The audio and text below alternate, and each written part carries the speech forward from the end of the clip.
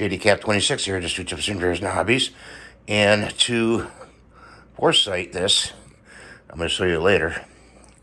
You have to put the arbor right there in the end of the muzzle. Muzzle has a muzzle brake, so you have to compensate for that. I'll show you in a little bit. What we did was we took the arbor, which is a 35, to fit that muzzle hole because it's not 22, and we took it. I'll take one of these out, and we took the pliers, and what we did was we pushed this wire in all the way in like that to slip it in so it doesn't get stuck in the muzzle. See, like that.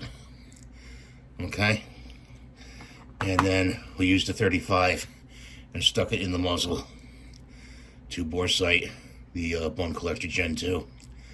So that's what I want to show you. If you think your things are too short, they may be. They don't make them any longer. I wish they did to fit the bore, but this fit nice and snug into the muzzle so I could bore sight it. So that's your tip for today. If you have any questions, let me know. Thanks for watching.